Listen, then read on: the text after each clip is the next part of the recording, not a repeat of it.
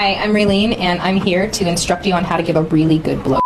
First, you have to be excited. You want your partner to know that you're into it and that you are not uncomfortable. So start slow.